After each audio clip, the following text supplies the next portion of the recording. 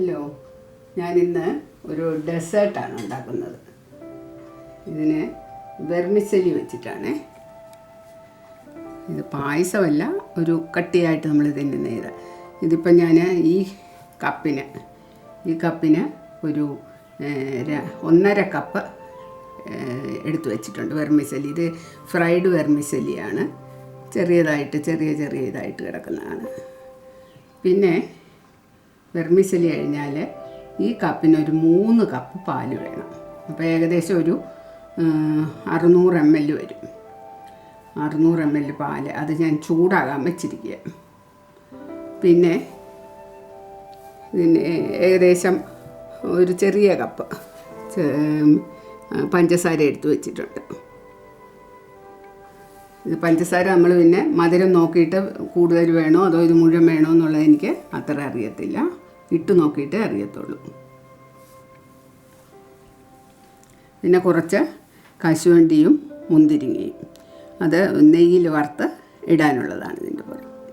പിന്നെ ഒരു 15 ml custard powder, ഇത് വാനില കസ്റ്റാർഡാണ്, വാനില കസ്റ്റാർഡ് പൗഡറും എടുത്തു വെച്ചിട്ടുണ്ട്.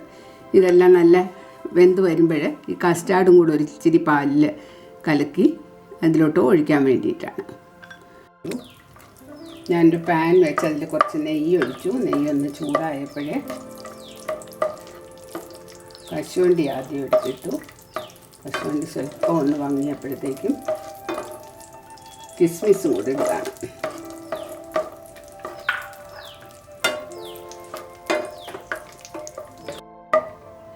കിസ്മിസും കശുവണ്ടിയൊക്കെ നെയ്യ് വറുത്തെടുത്തു. അതേ നെയ്യിലോട്ട് തന്നെ ഈ സേമിയ ഒന്നിടുകയാണ്.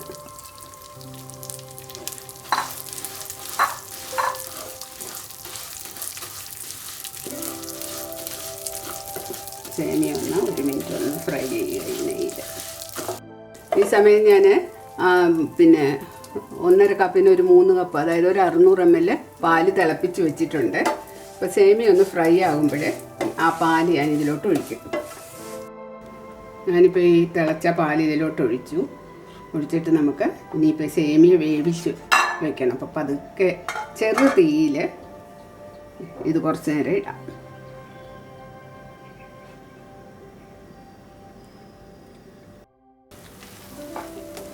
ഈ സേമിയൊക്കെ നല്ലപോലെ ഈ പാല് വെന്തു. അപ്പം ഞാൻ പഞ്ചസാര കുറച്ചിടുകയാണ്.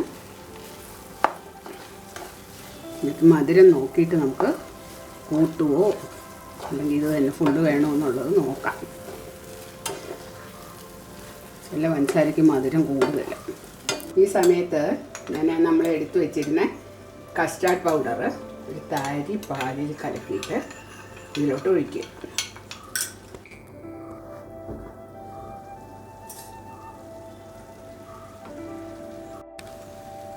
നെയ്യിൽ നേരത്തെ വറുത്ത് വെച്ചിരിക്കുന്ന കശുവണ്ടിയും മുന്തിരിങ്ങയും നമ്മളിതിലോട്ട് ഇടും.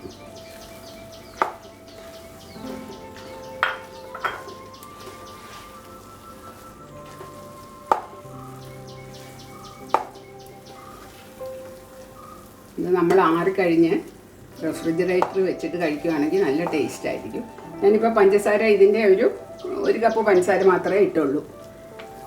ഇത് ശരിക്കും ഫ്രിഡ്ജ് വെച്ച് കഴിഞ്ഞാണ് ഇതിൻ്റെ ടേസ്റ്റ് വരുന്നത്. പിന്നെ ചൂടോടെയും കഴിക്കാം. പാലൊന്നുമില്ല, പെട്ടെന്നൊരു ഡെസേർട്ട് ഉണ്ടാക്കണമെന്നുണ്ടെങ്കിൽ ഇത് എളുപ്പത്തിൽ നമുക്ക് ഉണ്ടാക്കാവുന്ന ഒരു ഡെസേർട്ടാണ്. അപ്പോൾ എല്ലാവരും ഉണ്ടാക്കി നോക്കുക, ലൈക്ക് അടിക്കുക, കമൻറ്റുകളൊക്കെ തരിക, ഷെയർ ചെയ്യുക. സബ്സ്ക്രൈബ് ചെയ്യാത്തവരുണ്ടെങ്കിൽ ദയവ് ചെയ്ത് സബ്സ്ക്രൈബ് ചെയ്യുക. Thank you.